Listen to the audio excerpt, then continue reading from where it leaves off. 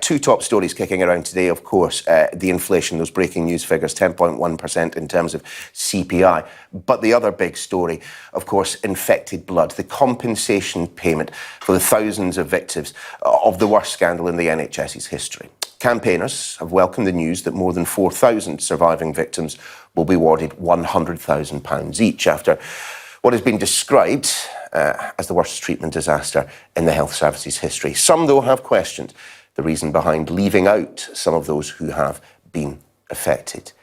Very pleased to say, joining us now on the programme, Michelle Tolley, to tell us about her experiences. She was infected with hepatitis C when she received blood transfusions post-childbirth. Michelle, lovely to see you. I wonder if we might start. Just take us back to that point when you discovered that you had been infected, and indeed the manner in which you had been infected.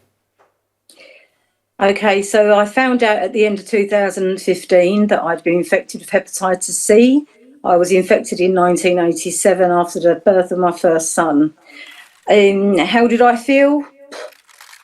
My life suddenly became a different world. I was in a different place, shattered, distraught. The thoughts of facing death. I can't begin to tell you the emotions that I went through. And of course, the circumstances in which you found yourself were entirely out with your control. None of this was your fault. And it has taken some people, the best part of 4 decades to finally get to this point. Yeah, absolutely. If you don't mind, it's just something I would like to say, if that's okay. Of course. So I would like, thank you. I would like to pay tribute to all of the victims contaminated by blood transfusion and blood products, such as Factor 8 and Factor 9, who are tragically, and through no fault of their own, haven't lived long enough to be here to hear about these interim payments that are being made to the infected and to the widows and their widowers.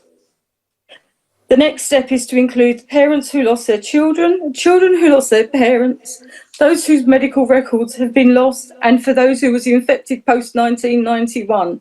And for all of those dedicated campaigners that have been out there campaigning their hearts away for over 30 years. My love goes out to each and every one of you all.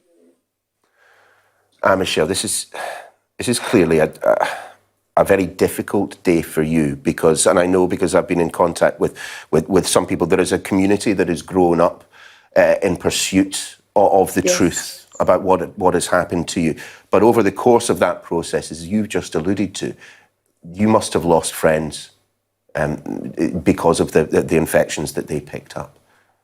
There's so many people that in these last 7 years that I've come to meet and that have died.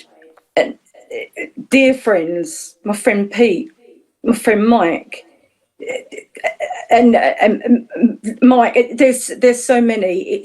There was a death just last week. You can't put it into proportion. You know, it's like a ticking time bomb. We was given a death sentence without committing any crimes. You know, it's cruel. It's cruel and it's tragic. It should never have happened, and it should never happen again. So in terms of the money that you have received, I mean, first and foremost, I mean, what does £100,000 mean to you? But also, I'm speaking to Kit Malthouse, the Cabinet Office Minister, responsible this morning, and he says he's going to try and get these payments to everyone just as soon as possible. But the deadline is the end of October. I mean, are you prepared to wait that long for that amount of money? The ball's in their court, isn't it? As it always has been. You know, the sooner the better. You know, there's people on their deathbeds today who need that money. You think £100,000 interim payment divided by, say, 35 years for me isn't an awful lot in the scheme of, things. Yes, it is an interim payment. And yet it should never have taken this long to have got this far. Now, I hope that the government also do the right thing and get the message out there that there's still people out there infected with hepatitis C, being infected by transfusion bloods that need to be identified, and they need to be treated and looked after. You, I'm sure, will have spoken to others who found themselves in the same circumstances as you and their response to Kate Malthouse and the sum of money. I mean, to an extent, I suspect that this isn't even about the money, is it? That what you guys have been looking for so many years is for someone to take responsibility and for perhaps someone to be punished. Absolutely. I mean, firstly, and this is in my opinion only, life is priceless. You can't put a price on a life. You can't put the price on the life of a 7-year-old little boy who died of full-blown AIDS and his parents haven't received a penny. I mean, that's just getting some perspective on it. And, you know, I'm sorry, the rest of your question's just gone. I've got brain fog terribly through it all. Can you just repeat that, please? Just in terms of your children, of course, I mean, Hep C is something that can be passed down. How are they? Yeah, so my family all had to be treated, and thankfully I hadn't passed it on. However, some people weren't so lucky.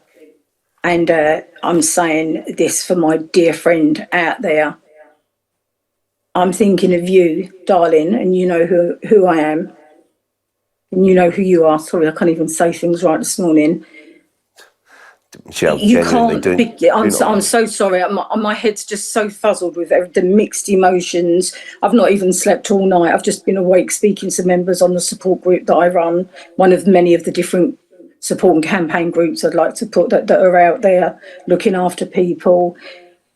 People saying to me all they can see is their mums' faces as they tragically, painfully die, taking their last breath of being infected with hepatitis C. You know, you just don't know the half of it. You really don't.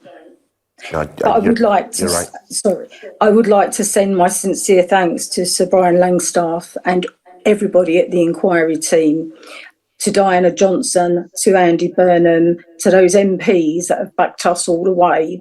For those who haven't backed us all the way, all I can say is sorry, but that's how I feel. Michelle, I'm afraid we're going to have to leave it there, but I just want to thank you personally for talking so candidly about this. I understand how much it is affecting you, and you have been incredibly strong through this interview. I really appreciate it. Thank you very much. Thank you.